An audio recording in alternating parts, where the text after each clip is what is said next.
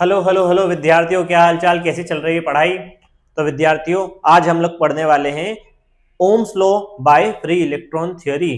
ठीक है, Ohm's law हम सभी को पता है। अब उस ओम्स लॉ को हमें डिराइव करना है फ्री इलेक्ट्रॉन थ्योरी से। ठीक है, तो कैसे कैसे होगा, किस टाइप से होगा, कैसे इस पे क्वेश्चन आते हैं, कैसे डेरिवेशन को हमें सॉल्व करना है, सारी चीजें हम आज पढ़ने वाले हैं। तो आइए स्टार्ट करते हैं। मेरा नाम है मलिक खान और स्वागत है आप सभी का आपके अपने सुंदर से प्यारे से चैनल पढ़ाई विद डीसी में। तो विद्यार्थियों, सबसे पहले हम डायग्राम बनाने वाले हैं, जैसा कि हम प्रीवियस वीडियोस में या प्रीवियस टॉपिक में भी बना चुके हैं। ये हमने बनाया एक कंडक्टर जिसकी लेंथ हमने सपोज करी क्या है, एल है।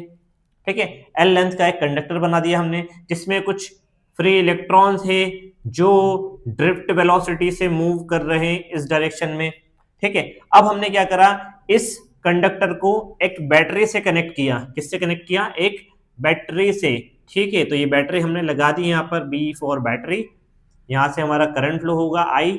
ठीक है, तो हमारी इलेक्ट्रिक फील्ड यहाँ पर अप्लाई हो जाएगी ई।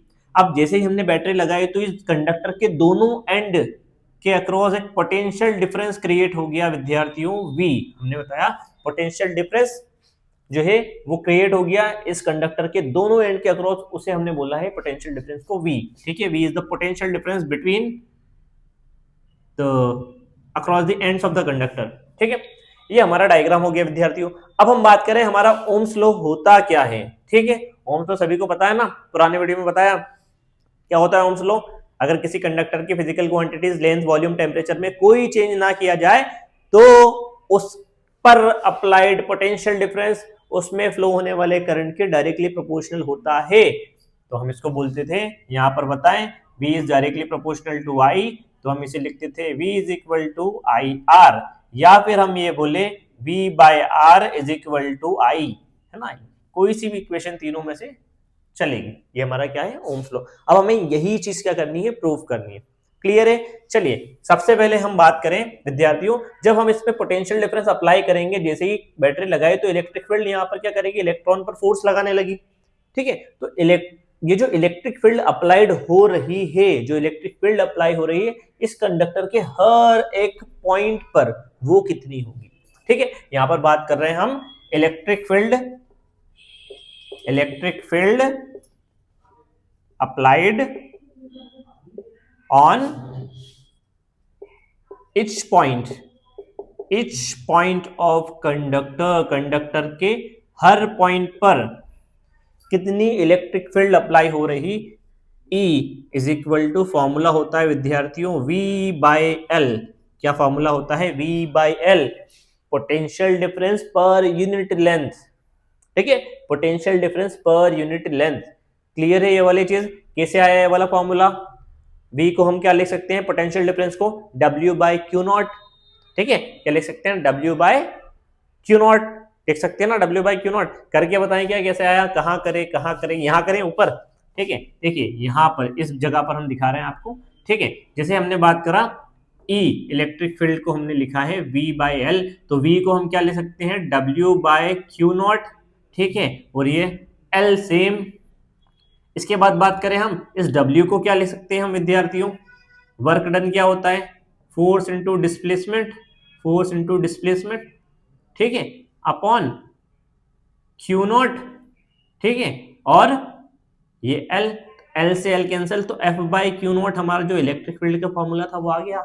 E का फॉर्मूला यही तो होता है, F by Q nought, force apply on test charge.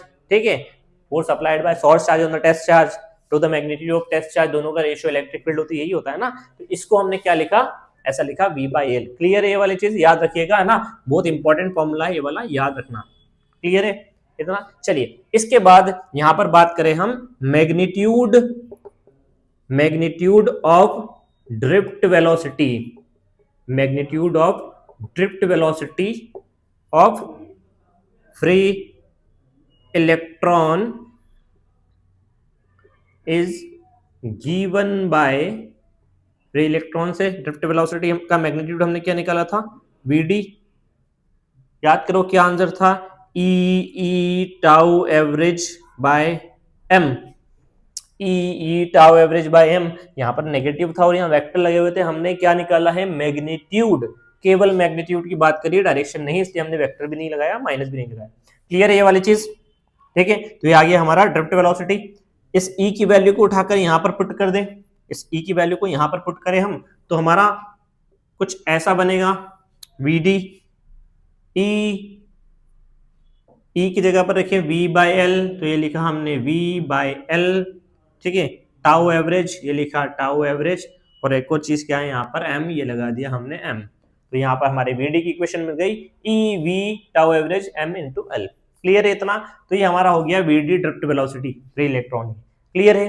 ठीक है, इसके बाद विद्यार्थियों हम जानते हैं, है ना, वी नो दैट, हम तो सब कुछ जानते हैं सर, हम तो ज्ञानी हैं, है ना। We know that relation between, हम क्या जानते हैं, relation between drift velocity, relation between drift velocity and current, क्या इलेक्ट्रिक करंट। ड्रिफ्ट वेलोसिटी और करंट में क्या रिलेशन था विद्यार्थियों? आई की इक्वेशन क्या थी, याद करो, NeAVD, हमने बोला था इंपॉर्टेंट फॉर्मूला है, न्यूमेरिकल में भी काम आएगा। ठीक है, याद होना चाहिए। I और VD में क्या रिलेशन है, ये वाला। VD की वैल्यू उठाकर यहां पर पुट कर दें। ठीक है, इस VD को यहां पर रखें, तो I is equal to NeA, VD की जगह पर हम यहां पर लिखे मल्टीप्लाई में EV tau average by ML। ठीक है, कुछ कैंसिल हो रहा है क्या? नहीं। चलिए आगे बढ़ते हैं। इसके बाद हम देखें, हमारे पास I आ चुका है, हमारे पास V आ चुका है, पोटेंशियल डिफरेंस। ठीक है, V बटे R is equal to I, या V बाई I, है ना। इसको हम ऐसा भी तो लिख सकते हैं, V by I is equal to R, ऐसा भी लिख सकते हैं। मतलब अगर हम इस I को इसके अपॉन में ले जाए और बाकी सारी चीजों को इधर लेके आ जाए, तो हमारा ओम्स लॉ बन जाएगा क्या?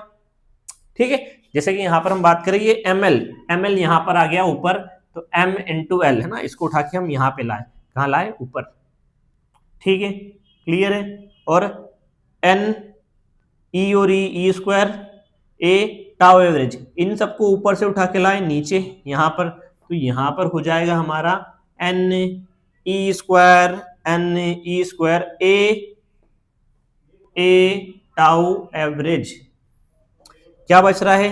v, तो यहां पर लिखा हमने v, और यहां पर क्या था? I को उठाकर ले गए नीचे, तो ये हो गया हमारा I। तो v by I is equal to R. तो इस सब को हम आर लिख सकते हैं। क्यों लिख सकते हैं सर आर? क्यों? क्योंकि यहां पर ये सारी चीजें क्या है? कांस्टेंट। कैसे? मास क्या होगा इलेक्ट्रॉन का? कांस्टेंट। लेंथ क्या होगी कंडक्टर की? Constant. Number of electron constant ही रहेंगे। ठीक है, इलेक्ट्रॉन का charge constant, area of conductor, cross section area constant, tau average की वैल्यू भी कांस्टेंट। ठीक है, तो ये सारी चीजें क्या है विद्यार्थियों? ये सारी चीजें जो है वो क्या है? कांस्टेंट। क्या है? कांस्टेंट। और इसी कांस्टेंट को हम क्या बोलते हैं? Resistance. R is equal to V by I, ऐसा लिखें, या इसको यहां पर लिख दें, IR is equal to V is equal to IR। यही हमारा ओम्स लॉ, ये हमने कर दिया है प्रूव, हेंस प्रूव्ड। ठीक है विद्यार्थियों, तो ये आ गया हमारा Ohm's law by free electron theory. Clear है? छोटा सा टॉपिक था लेकिन इंपॉर्टेंट है। ठीक है, आई होप आपको समझ में आ गया होगा। ठीक है, जल्दी से मिलते हैं अपने नेक्स्ट वीडियो में। तब तक के लिए आप लोग पढ़ाई करते रहें, जो भी डाउट है वो हमसे पूछे, हमें आप डीएम कर सकते हैं हमारे इंस्टाग्राम के पेज पर। ठीक है, पढ़ाई करते रहें बच्चों, मिलते हैं जल्दी से अपने नेक्स्ट वीडियो में, क्योंकि कुछ भी हो जाए पढ़ाई रुकनी नहीं चाहिए।